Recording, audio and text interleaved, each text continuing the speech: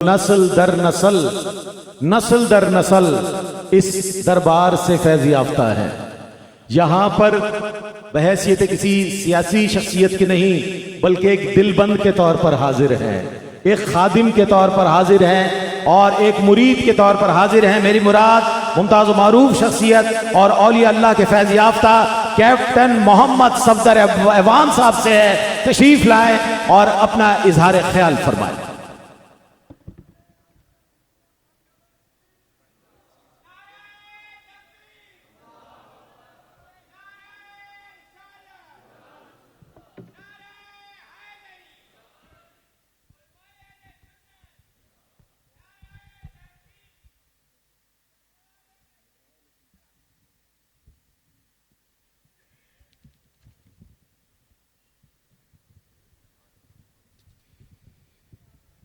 बिस्मिल्लाहिर्रहमानिर्रहीम। अस्सलातु वस्सलामु अलैका या सय्यदी या रसूलल्लाह व अला आलिका व अस्हाबिका या हबीबल्लाह। मैं आज तमाम अपने पीर भाइयों को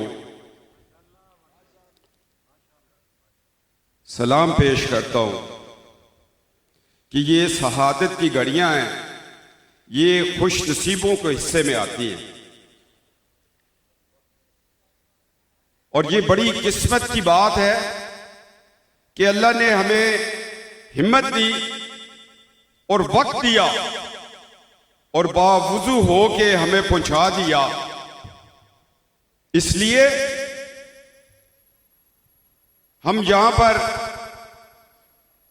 इस महफिल में आते हैं। हम बतौर सियासतदान नहीं आते और ऐसी सियासत से हमारा ताल्लुक ही नहीं है। हम फकीरों की औलाद हैं। सियासतदानों को झंडे लगते हैं, मिनिस्टर बनते हैं 5 साल के लिए और हमारे बागदरा शरीफ में झंडे लगे और क़यामत तक लगे रहेंगे। सालकाबाद शरीफ में दिया जलता रहेगा।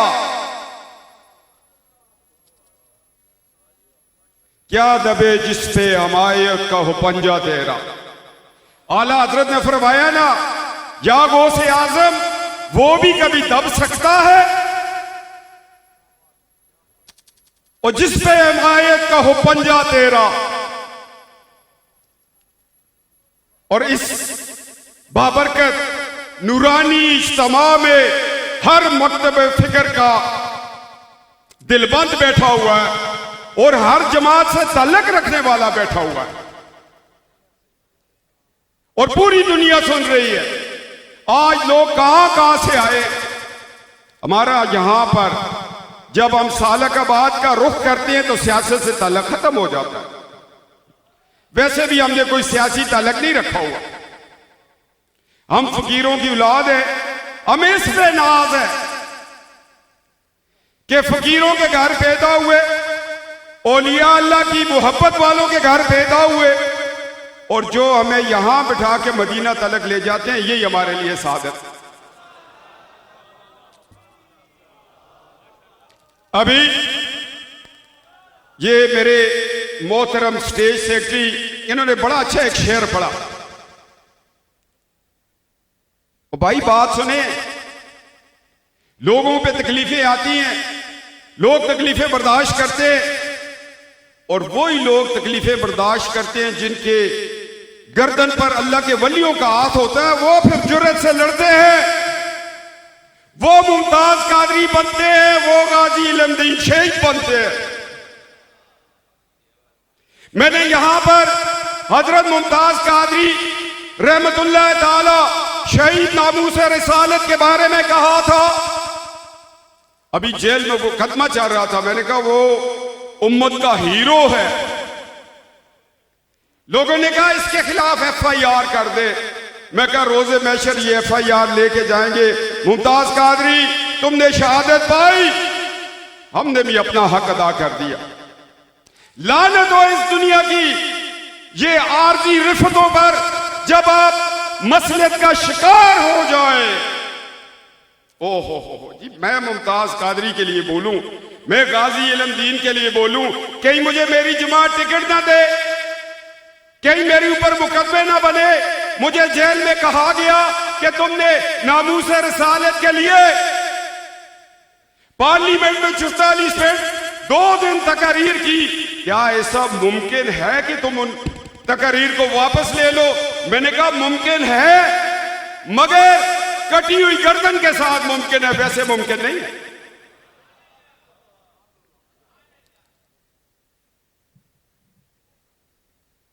बात फेस की होती है, अल्लाह के वलियों की होती है। हम रातों को सोए होते हैं, पीर आजम सरकार फरमाते हैं, ए दिलबंद, क्या आज तुम्हें मुआजा शरीफ के आगे खड़ा करके बेत ना कर लूं? आज मैंने सुना है इस खित्ते में कोई ऐसे लोग बैठ गए, भाई बात सुनो, ये बेस्ट वे सीमेंट है ना, ये साथ एक फैक्ट्री बेस्ट वे में पढ़ के आया हूं, बेस्ट वे असल है, उसके साथ नकल भी तो लगी हुई है। क्यों जी? हर असल का नकल है। मुझे किसी ने कहा यहां इस खित्ते में आगे हरिपुर की तरफ कोई लोग ऐसे बैठ गए, मैं क्यों बैठे, अपनी मर्जी नाल उठावांगे, असी अपनी मर्जी का उठाएगा ना, साडा पीर बैठा हुआ है ना जेलियां में। मैंने कहा इनकी करामत बताओ क्या है? कहा जी इनके ऊपर चादर डालते हैं, इनके अंदर अल्लाह के वली आते हैं, फिर अल्लाह के वली मोबाइल पे बातें करवाते हैं। मैंने कहा भाजी जदों मोबाइल नहीं होता सी तो फिर पीटीसीएल से करवाने से कोई तो जरिया होगा। ये हमारे मशाइख ने, पीर सानी सरकार ने हमारी ये तरबियत नहीं की कि जी फलां बुजुर्ग पर चादर डालो, वो फिर कहता है जी दाता साहब आपसे बात करना चाहते हैं। मैं कहा दाता साहब ऑपरेटरों के जरिए बात नहीं करते। पीर आजम सरकार जब सरहान शरीफ के मुरीद साथ था, गर्दन न झुकी जिसकी जागीर के आगे। मुरीद ने कहा हजरत हम आए तो 2 थे, ये अंदर मजार अक़दस तावीज के साथ दूसरा बंदा आपसे कौन महवे गुफ्तगू था?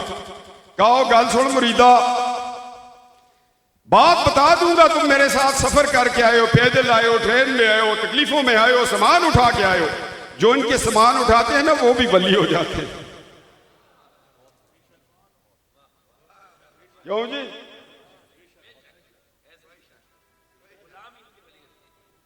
इनके गुलाम वली होते हैं, इसलिए उनको हथकड़ियां नहीं लगती 28 मुकदमों में।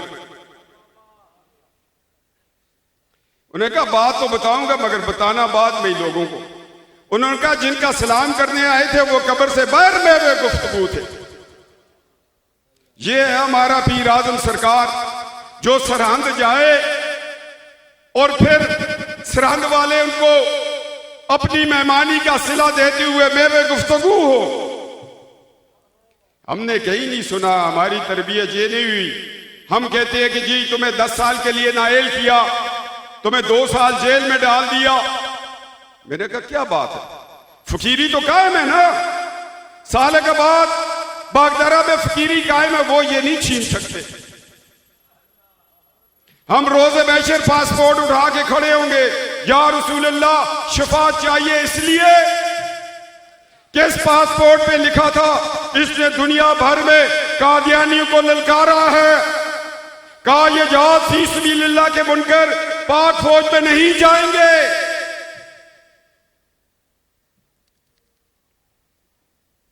मैंने कहा इसमें कौन सी बड़ी बात है, फिका का मसला है। हमने यहां इन दरबारों से फिका पढ़ी, हदीस पढ़ी, कुरान पढ़ा, सब कुछ पढ़ा। लोग पढ़ते हैं, आलम बनते हैं, फाजल बनते हैं, मगर फाजल वही फाजल है बरेलवी होता है जिस पे आला हजरत की निगाह पड़ती है। जानो दिल होश और खैरत सब तो मदीने पहुंचे नहीं पहुंचे हुए थे। इसीलिए तो मिस्र के एक वली को कहा, उसने कहा या रसूलल्लाह आज आप खड़े किसका इंतजार कर रहे हैं, ख्वाब देख रहे हैं? उन्होंने कहा आज बरेली से अहमद रजा आ रहा है। जब वो मिस्र का वली बरेली पहुंचा तो उन्होंने कहा जी मैंने तो ख्वाब ये देखा है, इस रात देखा है। उन्होंने कहा उसी रात आला हजरत पर्दा फरमा गए।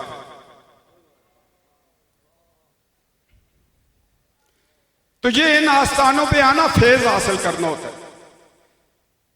इन्होंने कहा कि जी आपको बड़ी बड़ी तकलीफें आई, कुर्बान जाए हजूर के नालैन पाक पर जंग जमामा हो, साहबा कराम निकले और खलीफा अव्वल सैयदना अबू बकर सदीक जिनका फैज इधर नजर आ रहा है रज़ी अल्लाह, उन्होंने कहा मदीना में कोई मर्द रहेगा नहीं, अगर आपको ये खबर हो कि खलीफा वक्त को बेड़ी उठा के ले गए फिर भी वापस नहीं आना है, ये जहाद अफसल है, जहाद अफसल। हजूर की नबूवत के लिए, शान रसालत के लिए करबला में बच्चे कटाना भी जहाद अफसल है।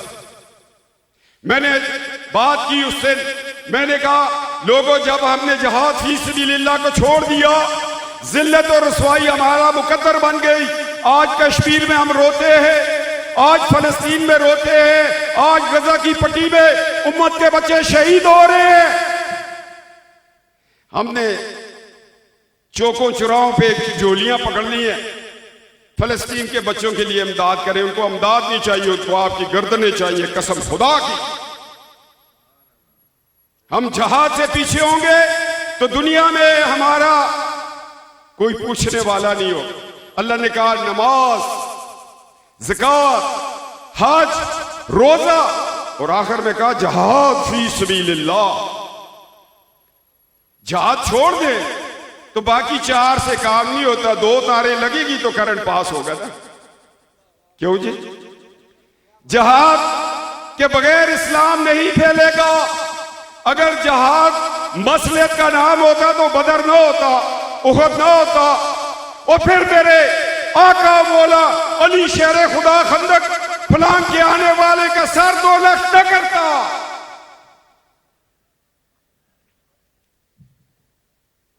इसीलिए तो कहा था जिसका मैं मौला उसका अली मौला।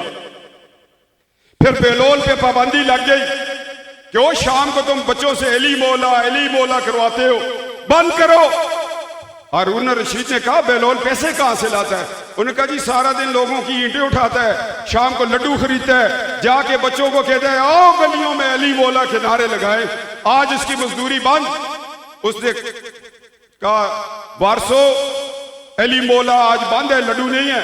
कहा जाओ दरिया फरात के किनारे पहुंचो, जिन्होंने बंद किया उनके घर से हम चला के दिखाएंगे। तो बात यह साहबजादा साहब ने अभी नात शरीफ पढ़ी, मैं गदा हूं अपने करीम का, मेरा दीन पा रहा है ना नहीं। और जब आप ये कहें ना मैं गदा हूं अपने करीम का, फिर हाथ न उठाया करो, हाथ तंग पड़ जाते, इतनी गदाई पड़ती है, फिर झोल उठाया करो। अपनी झोलियां पकड़ो, जरा पकड़ो। साहबजादा साहब आके शेर पढ़ो कि मैं गदा हूं अपने करीम का, मेरा दीन पा रहा है ना नहीं। वो अब्बा हजूर फरमा गए, बाबा जी सरकार कहते थे झोलियां भर के चला, दिल की मुरादें पाई, इनके दर पे जो कोई दर्द का मारा आया। हजूर के दर पे जब आप जाओगे दर्द के मारे, फिर झोलियां। मेरे वालिद मरहूम ने मदीना पाक में नात लिखी थी, फिर मुझे गुंबद खिजरा से बुलावा आया और ओज पर मेरे मुकद्दर का सितारा आया।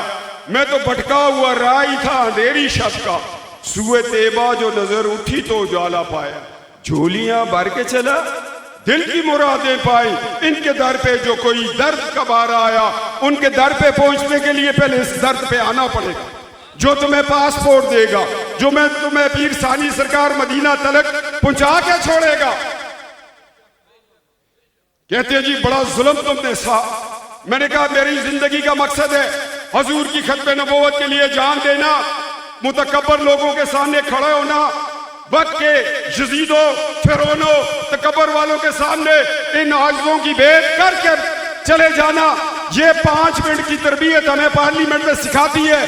जाओ, हमने निगाह करम कर दी, हजूर की खत्म नबूवत का दफा करो।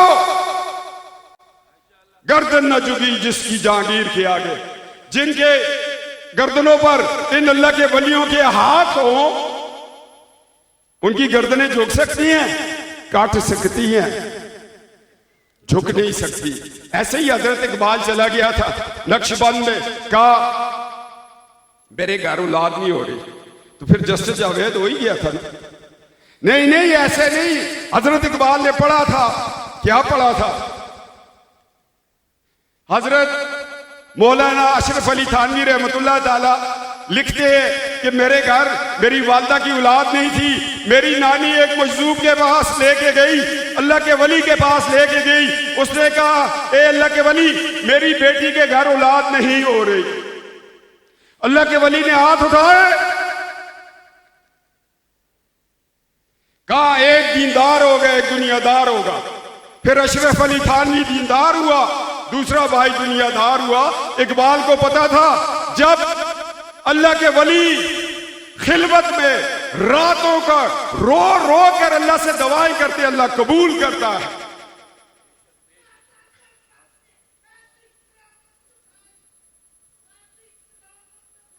मैं अभी आखिर में, ये बहुत बड़ी तरबियत है, हम तरबियत करने वाले नहीं, हम निगाह करम पे मुंतजर हैं। जब कभी नारा लगे ना ताजदार खत्म नबूवत, ऐसे नहीं, सल्लल्लाहु अलैहि वसल्लम, तुम्हारी मदीना तलक हाजिरी तो लगे या रसूलुल्लाह सालकबाद शरीफ में, जो हमारा पहला स्टेशन है रेल का, जो मदीना लेके जाती है रूहानी रेल, वहां पर आज लोग कह रहे हैं ताजदार खत्म नबूवत सल्लल्लाहु अलैहि वसल्लम जिंदाबाद। तो क़यामत तक जिंदाबाद, दुनिया नहीं थी फिर भी जिंदाबाद, आदम नहीं थे उस वक्त भी जिंदाबाद। उनके जिंदाबाद से तो जहां जिंदाबाद है। ताजदार खत्म नबूवत सल्लल्लाहु अलैहि, ताजदार खत्म नबूवत। ये हाजिरी लग गई मदीना तलक, नबी पाक सल्लल्लाहु अलैहि वसल्लम देख रहे हैं मेरे उम्मती आज मुझ पर बैठकर दुरूद भेज रहे, जरा खड़े होके भी एक नारा लगा दो, ताजदार खत्म नबूवत, ताजदार खत्म नबूवत, ताजदार खत्म नबूवत। माशाअल्लाह माशाअल्लाह।